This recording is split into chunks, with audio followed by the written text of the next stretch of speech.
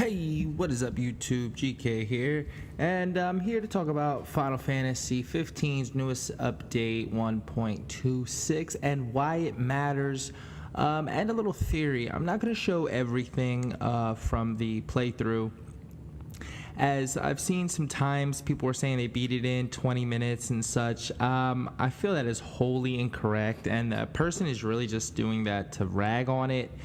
Honestly, it took me an hour, and I'm going to tell you why it took that long, if that is even long to you, is because let's say hypothetically after Chapter 5 the mission becomes available and you are anywhere on the map, right? So Final Fantasy 15 is a beautiful game, and so to get to those locations, and say you don't have the fast travel opened, you drive there.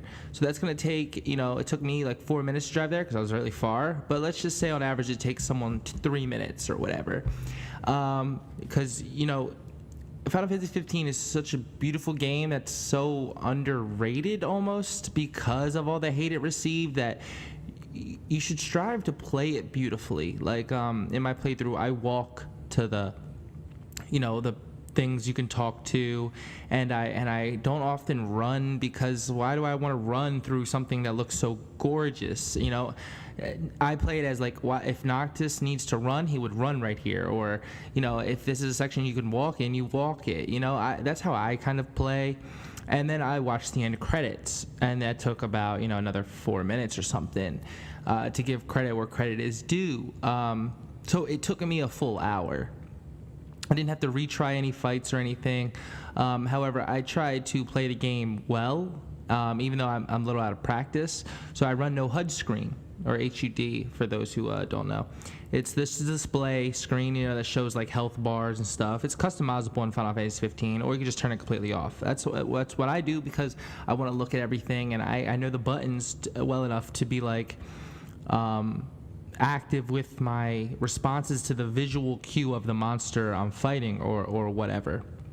So that's kind of how I play it, and kind of my first initial reaction to some of the things I've been seeing around the web and reading. But I want to talk about why it's important that we got this. And it's going to spur another conversation I think I'm going to have for my next podcast. Hopefully you tune in. The previous one was a Final Fantasy one, and I really enjoyed it. Hopefully you go check it out. However you feel about crossovers, though, this is where it gets iffy, because this is Terra from a different game entirely, not from Final Fantasy. And Noctis has been a character who has been involved in some crossovers, and some other games have had Noctis appear. And the crossover, to me, has become popular again with Final Fantasy. Final Fantasy traditionally does have a lot of fan service. Now, this isn't fan service, these are crossovers. And I think the crossover has become a lot more popular around gaming because of Final Fantasy 15. However, it doesn't get the credit it deserves for that, as well as good crossover. Assassin's Festival was great. This is just another instance of that, and it's another whole quest in a free update.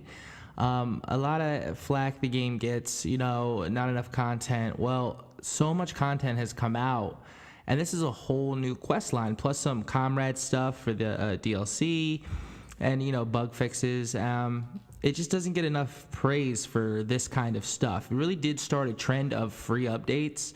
A prime example would be Monster Hunter.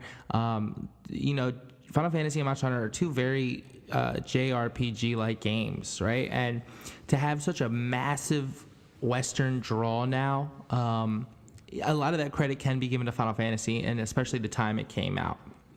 But I wanted to talk about this quest in particular, and how beautiful it was just to look at. It had a very Dissidia feel, like a whole another realm type of thing where warriors can get summoned. I liked that. It had a 13 feel, Final Fantasy 13 feel as well. I didn't mind that at all. And it just shows that the content for this game, however you may have felt it lacked a few years ago, it's there. It was always there, because to me it was always a drama, right? Like a play, Final Fantasy 15. And if you don't like plays and you don't like dramas, then you're not really going to like Final Fantasy 15. So what they've been trying to do is appease the people, which I don't think they should do at all, is appease those people. I have nothing to say else about that. I believe they should go in the direction they always wanted to go and keep doing what they're doing. On the real upside here is that the development team, it seems like they're getting a chance to speak more about the game and create content for the game that was like otherwise non-existent. You know, you had like your director and that was all final decisions. And it seems like from some topics of interviews and stuff, he's given a lot of creative agency to the people on his team so that we can get a crossover like this and we can get developers making it on that team, and it only makes those developers better, right, for the next game that they develop as a whole company, Square. So I love the fact that this crossover took place, and I love the new names I'm seeing as I read the credits. So that's about that. But about the quest itself, there is like a little side quest in the quest that I thought was very well placed, that added to the lore of Final Fantasy. Because one argument maybe about this, that it doesn't really push the story forward. Well, it does so in a very inconspicuous way. It gives us an allusion and a direct reference to the first king of Lucis, the mystic, right? We get his blade. And it makes you think that this world is not exactly totally exempt from the world of Final Fantasy 15. That the mystic Somus, the younger brother of Ardyn, if you don't know, had visited this world somehow, or had known about this race of beings or something, and it really got me thinking. It makes me want to do a character profile on the kings of old.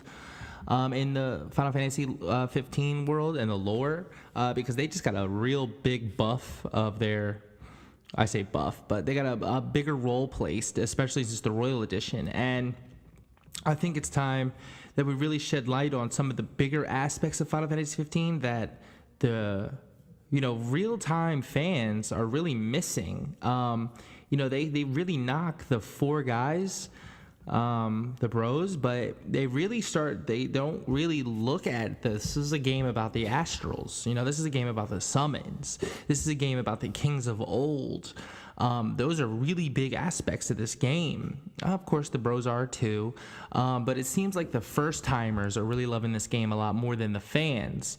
And it's a shame because the fans can be so critical and have their favorite Final Fantasy always in mind, like I talk about on my podcast, so you can go check it there. But this just shows some more of that lore added into those Kings of Old, and I really loved that. But again, it was a side quest in the mission, and if you played it in 20 minutes, honestly, you probably skipped it and didn't even do it because it wasn't like a pop-up.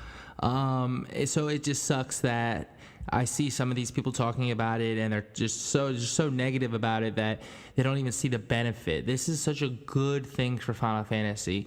Even if the Terra isn't the Terra I would have liked, and even if the race isn't the race I necessarily would have picked or would have liked to seen expanded on, that's really not the point. The point is that there are passionate people on the development team who want to make content for this game and have another updates out, and I'm just so happy about it because I've said this many times before.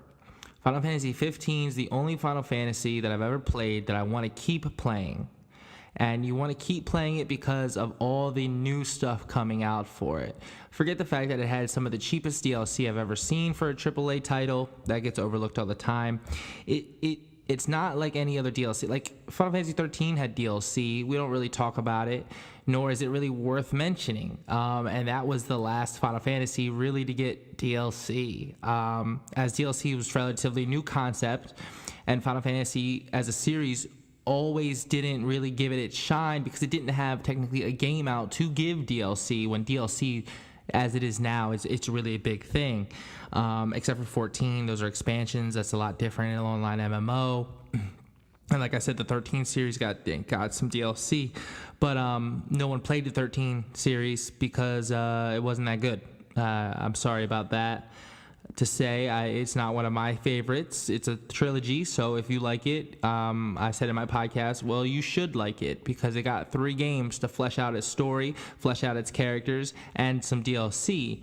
But people ripped that game apart, and I do think it's warranted a lot of the criticism that game got. But I don't think the criticism for 13 should have carried over to 15. So just hold your grudges off and just appreciate this for what it is. A free update to a game that still has a lot of content coming out this coming year and the following. I'm just so excited for Season 2 DLC, Season Pass. I got the first Season Pass, and it was worth it entirely.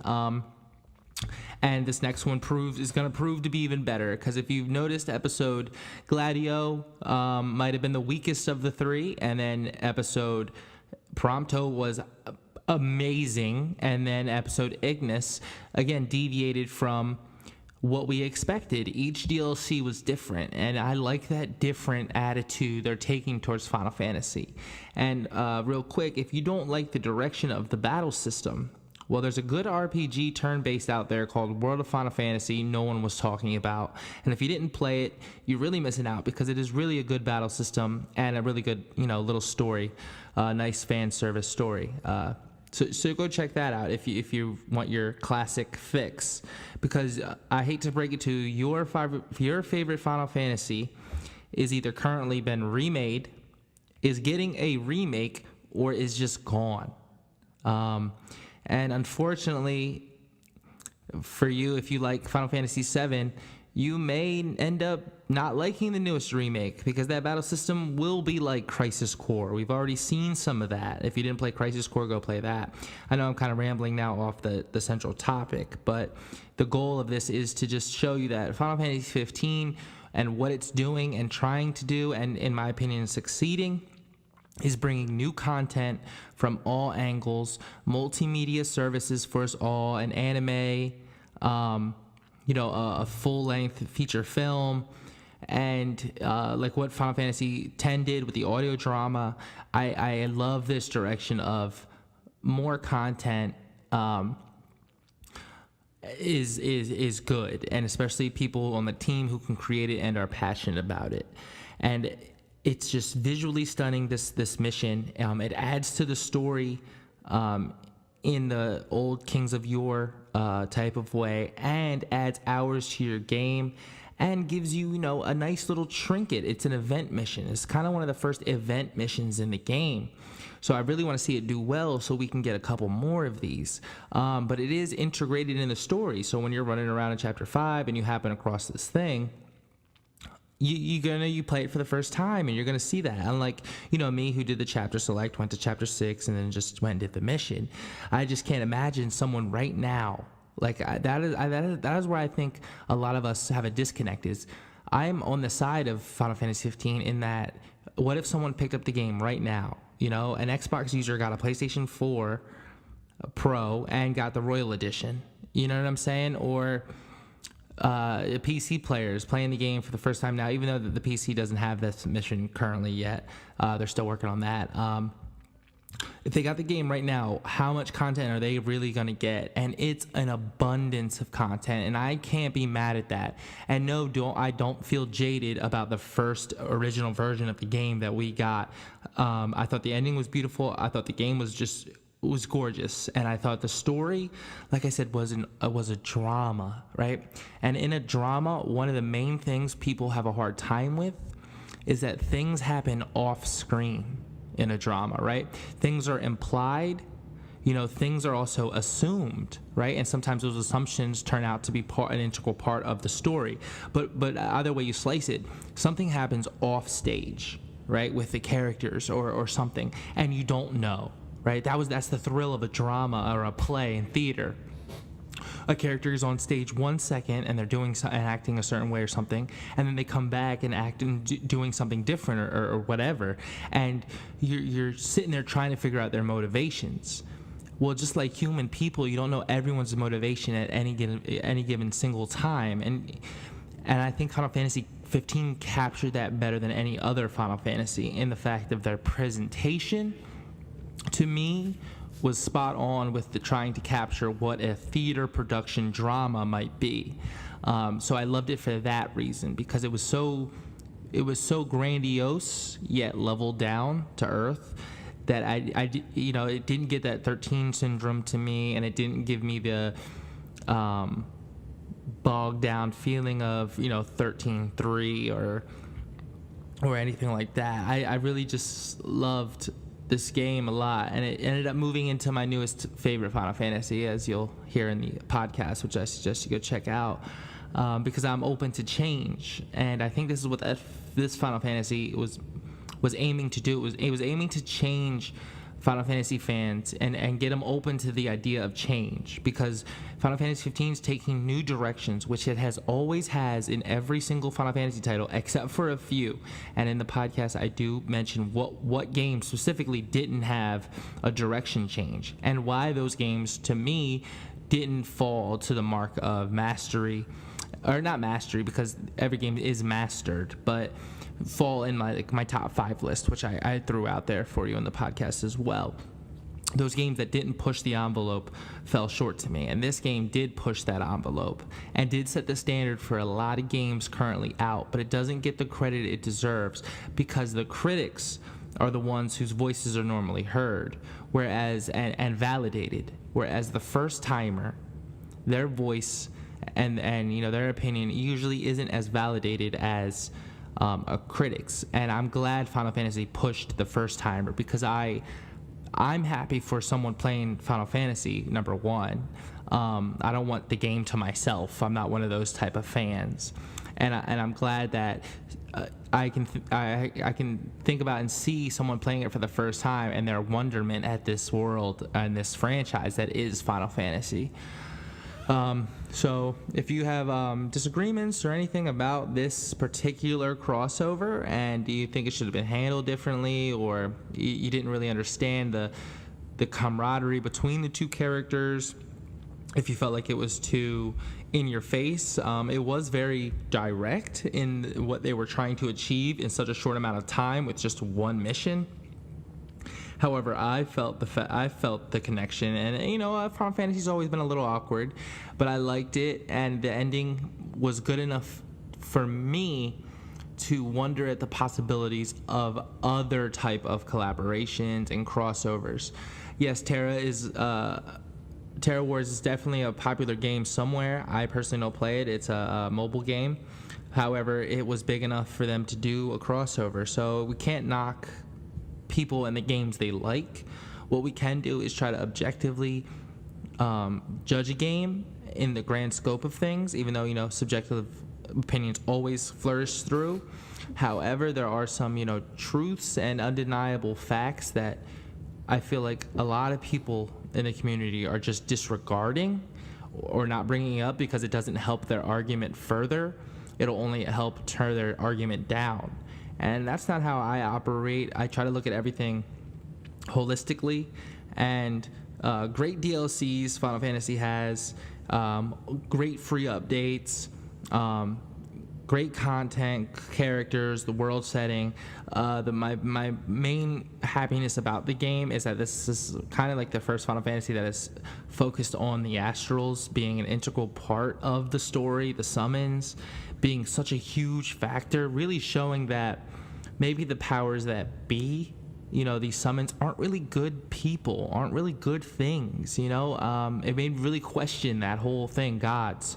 What are their purpose? Why do they do what they do? And why do we really care about them? Like, why do they want to mess with us so bad? And those were questions, philosophical questions that spurs from Final Fantasy 15. So it made me think and grow, and that's what Final Fantasy kind of means to me. And this side mission that took me an hour, by the way. You may be able to rush through it, but why rush? Walk to the scene. If Noctis doesn't need to run, why make him run? Walk to it, talk to the NPCs. Yeah, their side lore may not fulfill every wish you have for the lore. However, you could find, like I said this little side mission you got to do by talking to the NPCs, and you get a piece of lore at the end of it with the king, the mystic, as he's called. So it was just good to me, and I just wanted to let you guys know why it's important and what I was thinking. If you want to see a video on lore videos on the Kings of Yore, please let me know down in the comments. I think I'll do a poll as well. I really do love this game, and let me know what you want to do next. I'm going to show you clips of the game. Hopefully you've been seeing it this whole time. I'm trying to think about the next podcast, if that will be a true what's it called? Cameo appearance one, or crossovers. There it is. There's the word. If that'll be a crossover discussion. Crossovers in video games, why or why not do it, or their appeal or some such. But go check it out. I don't want to spoil it, so I didn't spoil it. And the clips are all kind of cut up. So that's it. I'm GK. Have a good day.